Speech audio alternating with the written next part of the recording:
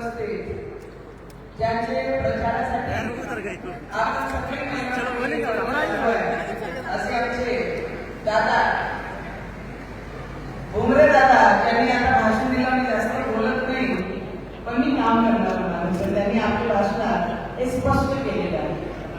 असे महायुतीचे उमेदवारांचे दादा जिल्हाध्यक्ष राष्ट्रवादी कैलास दादा आणि शिवसेनेचे जिल्हा प्रमुख आमची ताई पुष्पाताई, शिवसेनेचे जिल्हा प्रमुख पैठण मनीषाताई, शालिनीताई, उज्ज्वलाताई, संजय भाऊ आरपीआयचे जिल्हाध्यक्ष हर्षदाताई, वर्षाताई, विजयाताई, सुरेखाताई चव्हाण शिवसेनेचे शहर प्रमुख आणि सगळे पदाधिकारी, आमचे पुरुष मंडळी जेवढे इथे उपस्थित आहे, महिला मंडळी, सगळ्यांचे मनापासून अभिनंदन आहे. दादा बोलले ना की मी जास्त विषय घेणार नाही. मी येता येता जेव्हा महिलांना भेटत होती तर महिलांच्या डोळ्यात एक आशा त्यांच्या डोळ्यामध्ये होती आणि त्यांचा विश्वास होता की आमच्याबद्दल काही ना काही महायुतीच्या उमेदवार खासदार झाल्यानंतर आमच्या जिल्ह्याला ज्या पद्धतीने देशावर, जरा तुम्हाला एक साधाच प्रश्न मी विचारते, देशाचे प्रधानमंत्री कोण होणार? सगळे एका हातमध्ये घेऊन सांगा कोण होणार आहे? मग इथेच ते सोमवारचा जो उमेदवार आहे इथेच तर पराभूत झाला. कारण मी महिला जर हातमध्ये घेऊन सांगत असत की या देशाचे प्रधानमंत्री नरेंद्र मोदीजी बनणार आहे, तर मग आघाडीचा जो उमेदवार उभा आहे मशाल घेऊन, त्यांना माझा प्रश्न राहील हे पहा, आघाडी, काँग्रेस, एमआयएम हे सगळे सख्खे भाऊपेक्षाही जास्त जवळचे आहे. कारण त्यांच्या रक्तात पाकिस्तानचे विचार चालताय. काय चालताय? काय चालताय? काँग्रेस, आघाडी, उद्धव ठाकरे आणि एमआयएम हे जेवढे पक्ष आहे हे सगळे भाऊ भाऊ आहेत आणि त्यांचं रक्त सत्यापेक्षा जास्त तळमळ करत आहे एकमेकांसाठी. तर या मतदारसंघाला मी काही ते संभाजी महाराजांच्या नगरीमध्ये, मी आचारसंहिता लागायच्या पहिलेच सांगितलं होतं की या संभाजी महाराजांच्या नगरीमध्ये जेव्हा मी जाणार आहे तर मी कोणताही उमेदवार महायुतीचा राहिला तर मी नामदेव नागपूर या पवित्र धर्तीवर माथा टेकून नक्की येणार.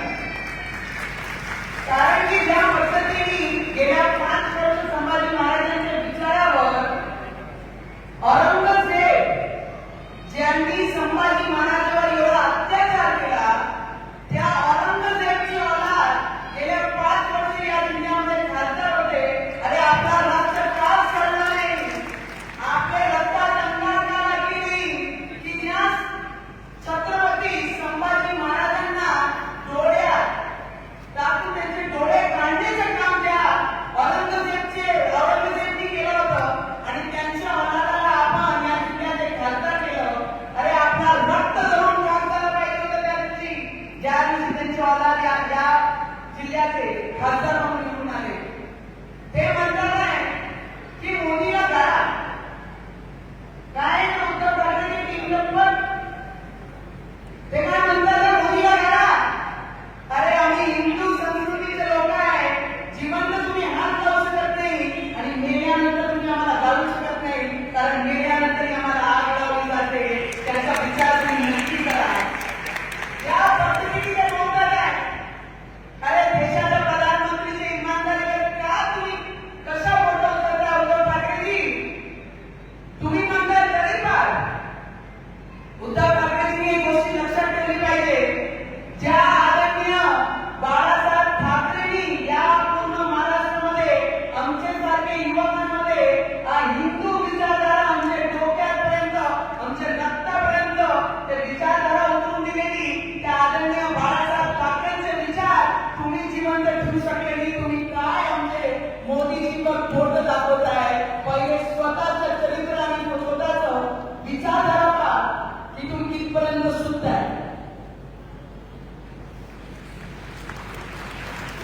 त्याचा विचार करणं खूप आवश्यक आहे.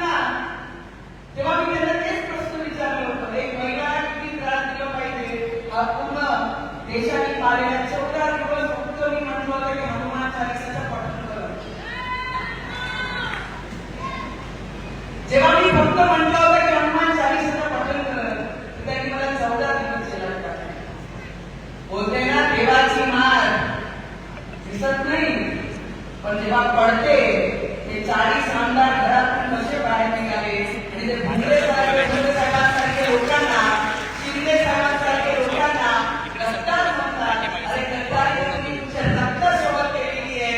यांनी तर आदरणीय बाळासाहेब ठाकरेंचे विचाराला जगणारे लोक आहेत, त्यांना तुम्ही गद्दार म्हणताय. विचार करा, तुम्ही सत्यासाठी स्वतःला मुख्यमंत्री करण्यासाठी ज्या बाळासाहेब ठाकरेंनी हे म्हटलं होतं, जर अशी बारी मला राजकारणामध्ये आली ती काँग्रेस सोबत हात मिळवण्याची जर बारी आली तर मी माझी राजकारणाची दुकान बंद करणार. तुम्ही त्या गोष्टीला जगलेली, जो वडिलांचे विचाराला जोडू शकत नाही तो तुमच्या नियमासाठी काय करणार आहे याचा विचार आपण सगळ्यांनी नक्की केला पाहिजे. आज मोदीजींचे कार्यकर्ते सांगते 33% जोडे बदली आणि ते बसलेले आहे ना महिला, तुमच्या मनापासून अभिनंदन करते. कारण की तुम्ही ज्या युतीसोबत काम करत आहे त्या महायुतीने या देशाचे प्रधानमंत्रींनी 33% आरक्षण दिलेलं आहे. बरेचसे पुरुष मंडळी या मंचातून काय होतील येणाऱ्या काळामध्ये आणि केंद्राचे खासदारकीसाठी आणि आमदारकीसाठी अर्धी जागा माझी महिला आणि भगिनी लोक या मंचावर बसणार आहे. तेवढा का आणि तेवढा अधिकार या देशाच्या पंतप्रधानांनी जेव्हा 33% आरक्षण दिल्यावर बोलत होती सभागृहामध्ये, तिथून दोन उठले MIM एक हैदराबादमध्ये राहतात, त्यांना नाही माहिती आमची संस्कृती काय आहे, आमचा धर्म काय आहे, आमचं मान सन्मान काय. तिथून उठून बोलताय की मी 33% आरक्षणाला विरोध करते, मी 3 तलाकला विरोध करते, मी 370ला विरोध करते, मी राम मंदिराला विरोध करते. जिथे जिथे तुमच्या आणि आमच्या हिताची गोष्टी आली तिथे तिथे आम्हाला फक्त एकच पक्ष पूर्ण त्या सभागृहामध्ये होता जे उठून 33%ला विरोध करणारा. तुम्हाला नको आहे की आमदारकी? महिला बरोबरीने बसल्या पाहिजे की बसल्या पाहिजे विधानसभेत? महिला पार्लमेंटमध्ये बरोबरी बसल्या पाहिजे की बसल्या पाहिजे? आणि ते न्याय कोणी दिला या देशावर? बसणारे आमचे प्रधानमंत्री नरेंद्र मोदीजींनी दिली आम्हाला. ते म्हणतात आहे काँग्रेसचं विशेष नाही.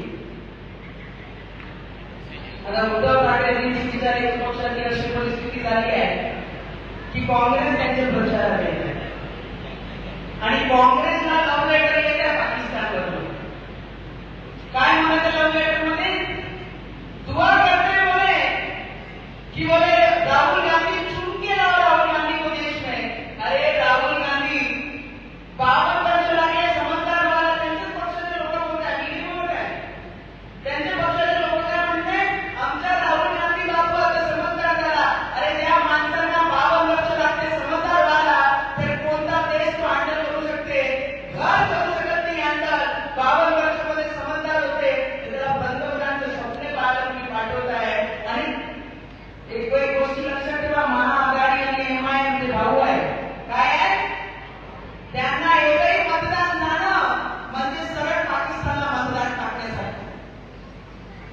सगळ्यांनी एक पद्धत गाठ मारून घ्यायची की जर संभाजी महाराजांना आम्हाला हे दाखवायचं आहे की संभाजी महाराजांचे विचार आमच्या रक्तात आहे, छत्रपती शिवाजी महाराजांचे विचार आमच्या रक्तात आहे, तर एकही मतदान आमची विचारधाराच्या कोणत्याही दुसऱ्या पक्षाला गेलं नाही पाहिजे. कोणी किती दारामध्ये येऊन उभा राहिलं पण आपला रक्त थंडा नाही झाला पाहिजे. ती तळमळी, ती पोटतिडकी आपण आपल्या विचारासोबत बांधून ठेवली पाहिजे. जी 5 वर्ष आधी आपण चूक केली आणि संभाजी महाराजांच्या नावाला डाग लावला आम्हाला खासदार या संभाजीनगरमध्ये, ते आपल्याला कुठे भरून काढायचे यावेळी. भुमरे साहेबांचं एक सगळ्यात चांगलं आहे, जेव्हापासून ते मंत्री झाले प्रत्येक पांढरा रस्ते फक्त त्यांचे जिल्ह्यातले नाही, जे कोणी त्यांच्यापर्यंत गेला की साहेब आमच्या जिल्ह्यातले एवढे पांढरा रस्ते तुम्ही त्याचा मदत करा, शेतकऱ्यांचे पांढरा रस्ते. मी नेहमी शेतकऱ्यांचे पांढरा रस्त्यासाठी भांडत आले की पुढे मांडणार आहे. हायवे करा, मोठे मोठे रोड करा, ब्रिजेस करा. मी म्हटलं दिवस रात्र जो शेतकरी त्या शेतामध्ये राबते त्या शेतकऱ्यांसाठी पांढरा रस्ते पूर्ण महाराष्ट्रामध्ये आपण पूर्ण केले पाहिजे. किती कोटीपेक्षा जास्त भुमरे साहेबांनी आमच्या जिल्ह्यामध्ये पांढरा रस्ते दिलेले आहे. अरे ज्या उमेदवाराची पोटतिडकी शेत मजदूर शेतकऱ्यांसोबत आहे, तर आपली बोलतील की 13 तारखेला त्यांचं मतदान करीत आपल्याला दिसलं पाहिजे. त्या दिवशी बातम्या होत्या, त्या बातम्यामध्ये दाखवलं की आपलं जे मतदान आहे, आपलं जे बिहाराचं मतदान आहे, ते 8% घटलं, कमी झाला. किती कमी झालं हे पहा. मी आपल्याला सांगण्यासाठी आलेली आहे, नरेंद्र मोदी जी है तो सब मुमकिन है. तुमचे मुलांना भविष्य जर चांगलं करायचं असेल तर मतदान महायुतीचे उमेदवार धनुष्यबाणला या संभाजीनगरमध्ये जास्त लागल. जर त्या महिलांना डोक्यात घर नाही, त्यांना जर घर पाहिजे असेल तर मोदीजींचे जे उमेदवार आहे त्यांना मतदान करावंच लागल. जर संभाजीनगरला येणाऱ्या भविष्यामध्ये महाराष्ट्रामध्ये एक नंबरवर ठेवायचा असेल तर धनुष्यबाणला आपल्याला मतदान करावंच लागल. जर तुमची येणारी पिढी शेतकरी, शेतमजूर आणि बेरोजगार मुलांचे हात मजबूत करायचे असेल तर या संभाजीनगरमध्ये धनुष्यबाणला आपल्याला मतदान करावंच लागल. कोणी किती बोललं, कोणी किती जर म्हणत असेल, मी आपल्याला विनंती करते, या देशाला एक इमानदार पंतप्रधानाची आवश्यकता तुम्हाला आणि आम्हाला खूप आहे. ज्यांनी रक्ताचं पाणी गेल्या 10 वर्षामध्ये केला, 10व्या स्तरापासून देशाला 5व्या स्तरावर आणलं आणि 5व्या स्तरापासून 3ऱ्या स्तरावर आणणार आहे. त्याकरिता आपण मतदान नक्की करावं. आमचे लोकांचे जर वोटिंग पर्सेंटेज विकले, त्या बाजूनी जाऊन एकदा तुम्ही नजर नक्की मारा. त्यांची सकाळ ते रात्री 12 पर्यंत जागा लागतात. तुम्हाला आणि आम्हाला भूक लागतात, तुम्हाला आणि आम्हाला ऊन लागतात, तुम्हाला आणि आम्हाला सुट्टी लागते, तुम्हाला आम्हाला लग्न असतात. पण त्या बाजूनी जर तुम्ही विरोध मारला, जे एमआयएमला मतदान करण्यासाठी रांगेत उभे राहतात, तेव्हा पाहून रक्त चालते की आमचे लोक कुठे गायब झाले म्हणून. आपल्याला सगळ्यांना शब्द द्यायचा आहे की या 13 तारखेला ज्या पद्धतीने आम्ही देशामध्ये प्रचार करत आहे, प्रत्येक ठिकाणी एकच बोंब आहे, फक्त मोदी. क्या? सिर्फ मोदी. मोदी है तो मुमकिन है, मोदी है तो मोदी की गारंटी है, मोदी जी है तो बेरोजगारों को रोजगार है, मोदी जी है तो किसानों का भविष्य अच्छा है, मोदी जी है घर पायांना त्यांना घरकुल भेटत, मोदी जी है ते प्रत्येक इन्फ्रास्ट्रक्चर या देशामध्ये होईल, मोदी जी है तो या देशाला पाकिस्तान सारखं देश डोळेवर करून पाहण्याची ताकद ठेवत नाही. ती ताकद या नरेंद्र मोदीजी मध्ये आहे. म्हणून आपल्याला मतदान या मतदारसंघामध्ये, अरे इस बार तो उत्साह ऐसे ही मनाना है. संभाजीनगर को बोले ना एमआईएम का काय म्हणे, पैदराबाद बोले औरंगाबाद में हुआ और ममता भी औरंगाबाद में. ये याद रखना, ये मुगलों का जमाना नहीं है, ये राम का जमाना है. पैदा जरूर औरंगाबाद में होगा, पर आखिरी फेरा छत्रपति संभाजी नगर में ही होगा. इसमें कोई दुमत नहीं है. त्या दिवशी कोर्टाने सुद्धा त्यांचे सगळे याचिका फेटाळल्या आणि त्यांनी मुंबई जायची परमिशन त्यांना दिली नाही. मी माझे जोडी महिला भगिनी इथे बसलेले आहे, मला ऐकण्यासाठी ते आलेल्या पदाधिकारी सगळे पक्षांचे, त्यांना विनंती करेन, माझ्या मतदारसंघामध्ये खूप वेळले माझ्या मतदारसंघामध्ये राहुल गांधी, जेवढे मोठे उद्धव ठाकरे सगळे विरोध करत आहे. महिलांची आहे तेव्हा महिलांची शक्ती आहे, तर मग चांगले आपल्याला त्यांना माहित आहे. दिल्लीचे लोकांनी अमरावतीच्या गल्लीपर्यंत पोहोचायला लावलं. ते कसं पुढे झालं? महिलांची ताकद, महिलांचा विश्वास. त्यांना माहिती जर आम्ही सगळे एकत्रित झालो नाही, या बाईला पाडणं कठीण आहे. सगळे आले, ती तरी घाबरली नाही. 14 दिवस जेलामध्ये टाकतात तर घाबरली नाही. जेलाच्या बाहेर निघाल्याबरोबर म्हणलं उद्धव ठाकरे उभे राहा, मी तुझ्यासोबत उभे राहते. आणि मी तुम्हाला एवढंच सांगेन की काँग्रेस ज्या पद्धतीने सरळ साधे व्यक्ती आहे,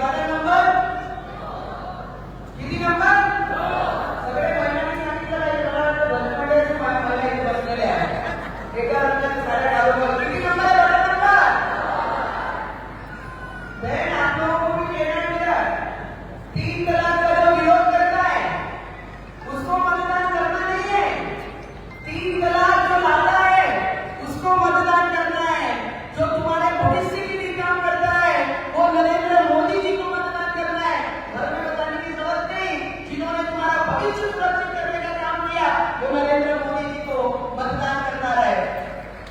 नंबर 2 है बटन नंबर, और भुंगरे साहेब एकच नंबर आहे,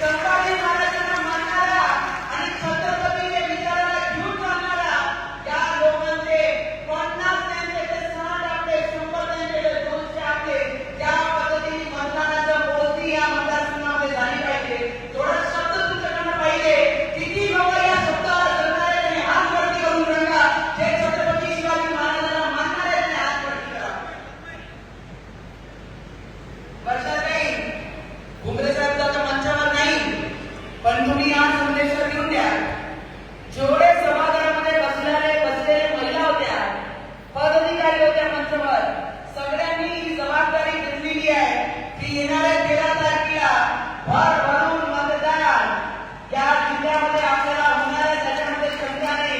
अरे महिला चटणी भागत नाही, पण आपल्या दिलेल्या शब्दाला शेवटचे श्वासापर्यंत पाडण्याची ताकद ह्या महिलात होत आहे.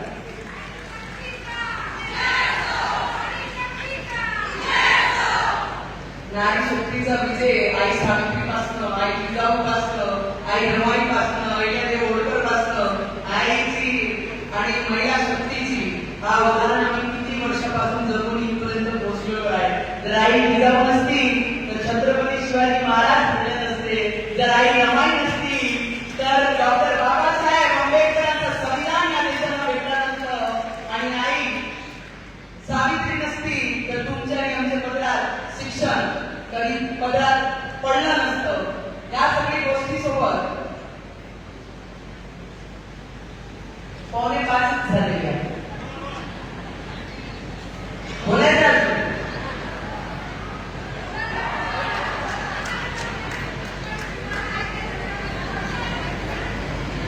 मला असं वाटतं थोडी महिला इथे बसलेली आहे. आनंदाच्या गोष्टी आपण सगळ्यांनी केल्या पाहिजे. आपला फक्त एक मतदान आणि संभाजीनगरला पाण्याची सगळी पुरवठा करून देणारे आमचे भुमरे साहेब 500 एकर मध्ये जे त्यांनी सांगितलं फक्त महिलांसाठी रोजगार आणलेला आहे, त्या रोजगार करिता आपण सगळ्यांनी मतदान टाकलं पाहिजे. आणि या मतदारसंघामध्ये जेवढे पाळणार रस्ते आहे, जेवढेही लोकांना अपेक्षित विकास आहे, काही लोक 20 वर्ष जगले, 20 वर्ष या मतदारसंघाचं प्रतिनिधित्व केला, ते स्वतःच्या परिवारासाठी झटले, स्वतःच्या परिवारांना लहान ते मोठं केलं. पण भुमरे साहेब जर या मतदारसंघाचे खासदार झाले तर तुमचे परिवारांना मोठ्या करण्याकरिता ते काम करणार आहे. त्याकरिता आपण सगळ्यांनी मतदान टाकलं पाहिजे. एवढीच विनंती मी आपल्या सगळ्यांना करेन. आणि माझ्या शब्दाला इथेच अरे संभाजीनगर में क्या किया कमाल और धनुष्यबाण. देखो मोदी जी तो नहीं, मोदी जी हैं तो मुमकिन है. एक बार सभी लोगों ने ऐसे करो धनुष्यबाण जी भांडायला सांगा बाहेर बदल बरोबर हात पडते गेला असं करा.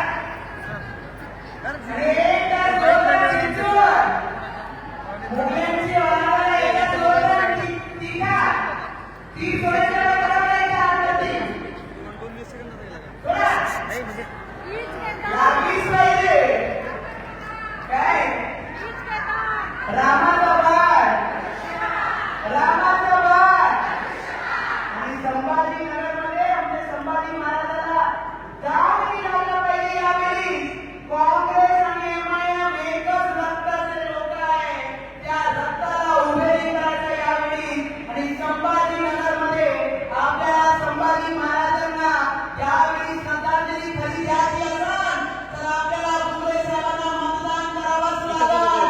आणि बटन नंबर 2 आणि आपलं धनुष्यबाण सोडलं तर एवढं जोरात लागलं पाहिजे की सरळ पाकिस्तानच पोहोचलं पाहिजे.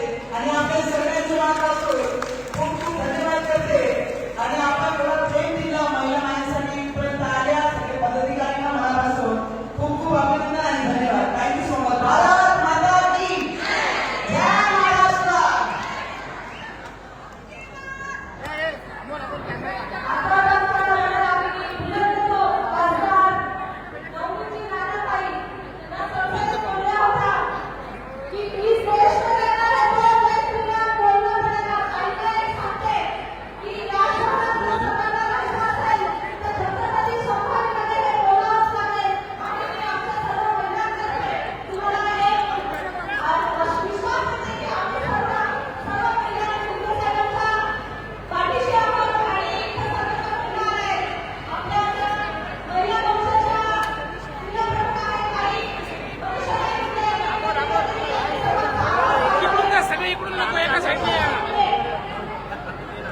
आ जाओ मैं